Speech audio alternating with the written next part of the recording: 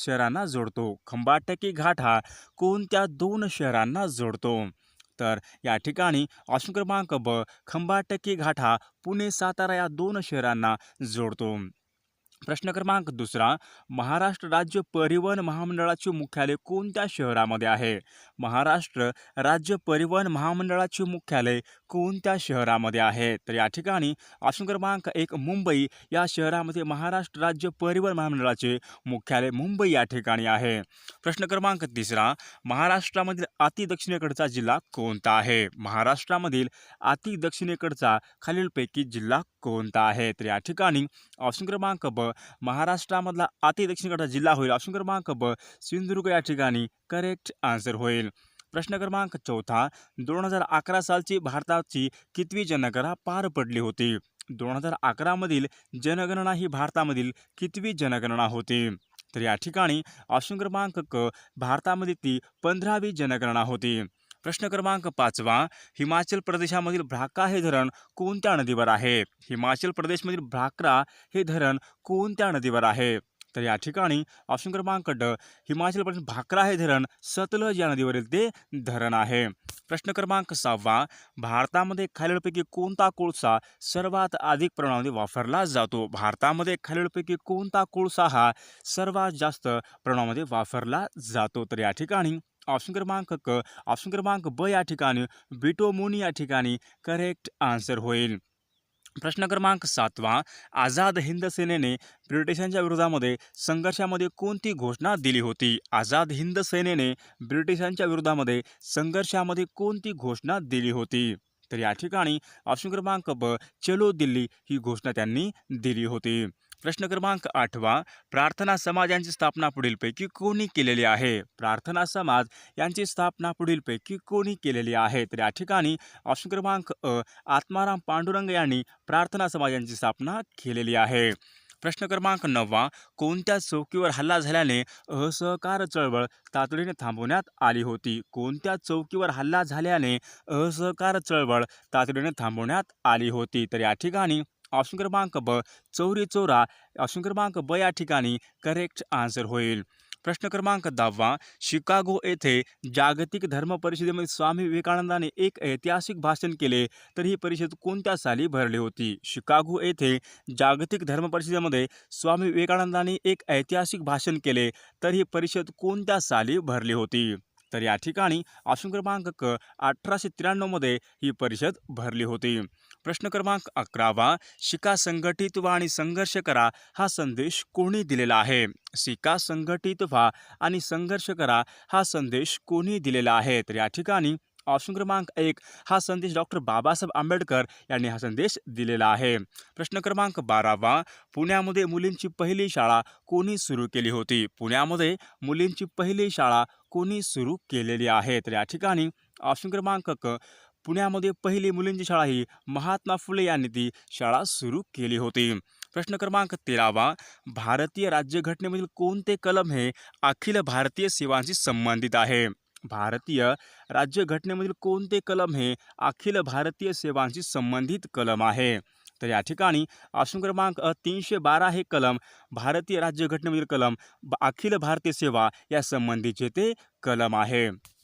प्रश्न क्रमांक 14वा, सनदी सेवा अंतर्गत राज्य पातळीवर सर्वात उच्च दर्जाचे पद कोणते आहे? सनदी सेवा अंतर्गत राज्य पातळीवर सर्वात उच्च दर्जाचे पुढीलपैकी पद कोणते आहे? तर या ठिकाणी ऑप्शन क्रमांक ड, सचिव या ठिकाणी सर्वोच्च दर्जाचे पद होईल. प्रश्न क्रमांक 15वा, राज्यसभेचे पदसिद्ध अध्यक्ष कोण असतात? राज्यसभेचे पदसिद्ध अध्यक्ष कोण असतात? तर या ठिकाणी ऑप्शन क्रमांक अ, उपराष्ट्रपती हे राज्यसभेचे पदसिद्ध अध्यक्ष असतात. प्रश्न क्रमांक 16वा, महाराष्ट्र ग्राम पोलीस अधिनियमन कोणत्या वर्षी संमत करण्यात आला होता? महाराष्ट्र ग्राम पोलीस अधिनियमन कोणत्या वर्षी संमत करण्यात आलेला आहे? तर या ठिकाणी ऑप्शन क्रमांक ड हा अधिनियमन 1967 या ठिकाणी करेक्ट आन्सर होईल. प्रश्न क्रमांक 17वा, अजीवनसत्वाच्या अभावाने कोणता रोग होतो? अजीवनसत्वाच्या अभावामुळे पुढीलपैकी कोणता रोग होतो? तर या ठिकाणी ऑप्शन क्रमांक अ, रातांधळेपणा हा या ठिकाणी करेक्ट आन्सर होईल. प्रश्न क्रमांक 18वा, पाण्याचे शरीरामध्ये किती टक्के प्रमाण असते? पाण्याचे शरीरामध्ये एकूण किती टक्के प्रमाण असते? तर या ठिकाणी ऑप्शन क्रमांक अ, पाण्याचे शरीरामध्ये एकूण 70% एवढे प्रमाण असते.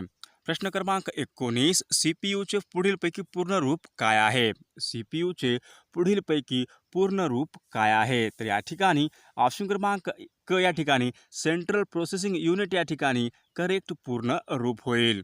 प्रश्न क्रमांक 20, जीवनसत्वाचा शोध कोणत्या शास्त्रज्ञाने लावलेला आहे? जीवनसत्वाचा शोध पुढीलपैकी कोणत्या शास्त्रज्ञाने लावलेला आहे? तर या ठिकाणी ऑप्शन क्रमांक ब, फंक या ठिकाणी करेक्ट आन्सर होईल. प्रश्न क्रमांक 21, पितळामधील मुख्य घटक पुढीलपैकी कोणते असतात? पितळ यामधील मुख्य घटक पुढीलपैकी कोणते असतात? तर या ठिकाणी ऑप्शन क्रमांक क, तांबे आणि जस्त हे पितळमधील मुख्य घटक होय. प्रश्न क्रमांक 22, घनता हे वस्तुमान आणि टिंबटिंब यांचे गुणोत्तर आहे. घनता हे वस्तुमान आणि टिंबटिंब यांचे गुणोत्तर आहे. तर या ठिकाणी ऑप्शन क्रमांक ड, आकारमान या ठिकाणी करेक्ट आन्सर होईल. प्रश्न क्रमांक 23, निसर्गामध्ये एकूण किती मूलद्रव्ये आढळतात?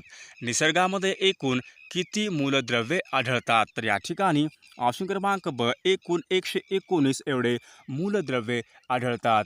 प्रश्न क्रमांक 24, एखाद्या वस्तूच्या विस्थापनाचा दर म्हणजे पुढीलपैकी काय होय? एखाद्या वस्तूचा विस्थापनाचा दर म्हणजे पुढीलपैकी काय होईल? तर या ठिकाणी ऑप्शन क्रमांक क, त्वरण या ठिकाणी करेक्ट आन्सर होईल.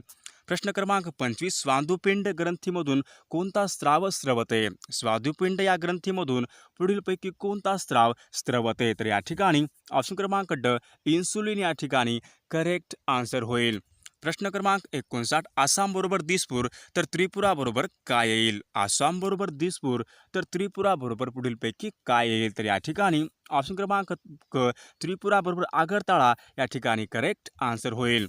प्रश्न क्रमांक 60, जर एका वर्षीचा शिक्षक दिवस मंगळवारी आला असेल तर त्याच वर्षी गांधी जयंती कोणत्या दिवशी येईल? एका वर्षीचा शिक्षक दिन हा मंगळवारी आला असेल तर त्याच वर्षी गांधी जयंती कोणत्या वारी येईल? तर आपल्याला नक्कीच कॉमेंट करून सांगायचं आहे. प्रश्न क्रमांक 61, गाडीच्या डब्यामध्ये पेटती काडी फेकू नये या वाक्यामध्ये पेटती हा शब्द कोणते नाम दर्शवतो? गाडीच्या डब्यामध्ये पेटती काडी फेकू नये या वाक्यामधील पेटती हा शब्द कोणते नाम दर्शवतो? तर या ठिकाणी ऑप्शन क्रमांक 1, धातुसाधित नाम या ठिकाणी करेक्ट आन्सर होईल. प्रश्न क्रमांक 62, मला आंबा खूप आवडतो या वाक्याचा आपला प्रयोग ओळखायचा आहे. मला आंबा खूप आवडतो या वाक्याचा आपला प्रयोग ओळखायचा आहे. तर या ठिकाणी या वाक्यातला प्रयोग होईल ऑप्शन क्रमांक ड, सकर्मक कर्तरी या ठिकाणी या वाक्याचा प्रयोग होईल. प्रश्न क्रमांक 63, माझ्या आईने 16 गुरुवाराचे व्रत केले आहे. तर आपलं नाम ओळखायचे आहे. माझ्या आईने 16 गुरुवारांचे व्रत केलेले आहे. तर आपल्याला या ठिकाणी नाम ओळखायचे आहे. तर या ठिकाणी ऑप्शन क्रमांक ब, सामान्य नाम या ठिकाणी करेक्ट आन्सर होईल. प्रश्न क्रमांक 64, उंदीर या नामाचे पुढीलपैकी अनेक वचन काय होईल? उंदीर या नामाचे पुढीलपैकी अनेक वचन काय होईल? तर या ठिकाणी ऑप्शन क्रमांक ड, अनेक वचन होत नाही या ठिकाणी करेक्ट आन्सर होईल.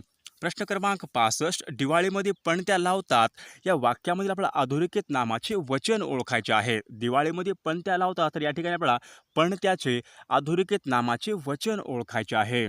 तर या ठिकाणी ऑप्शन क्रमांक क, बहुवचन या ठिकाणी करेक्ट आन्सर होईल. प्रश्न क्रमांक 66, खालील शब्दामध्ये आपला स्त्रीलिंगी शब्द ओळखायचा आहे. खालील शब्दामध्ये आपल्याला स्त्रीलिंगी शब्द ओळखायचा आहे. तर या ठिकाणी ऑप्शन क्रमांक क, लांडोर या ठिकाणी स्त्रीलिंगी शब्द होईल. प्रश्न क्रमांक 67, आपला योग्य विधान ओळखायचं आहे. तर या ठिकाणी आपल्याला 4 विधाने दिलेली आहेत. आपल्याला योग्य विधान ओळखायचं आहे. तर या ठिकाणी ऑप्शन क्रमांक 1 या ठिकाणी करेक्ट विधान होईल. लिंग हे नामाच्या रूपावरून ओळखले जाते. या ठिकाणी करेक्ट विधान ऑप्शन क्रमांक 1 या ठिकाणी करेक्ट विधान होईल. प्रश्न क्रमांक 69, सगळीकडे वेड्यांचा बाजार आहे या विधानामध्ये आपला वेड्यांचा या शब्दाचा आपला सामान्य रूप ओळखायचा आहे. सगळीकडे वेड्यांचा बाजार आहे या विधानामध्ये आपला वेड्यांचा हे सामान्य रूप आपल्याला शोधायचे आहे. तर या ठिकाणी ऑप्शन क्रमांक ब या ठिकाणी वेड्या या ठिकाणी सामान्य रूप होईल.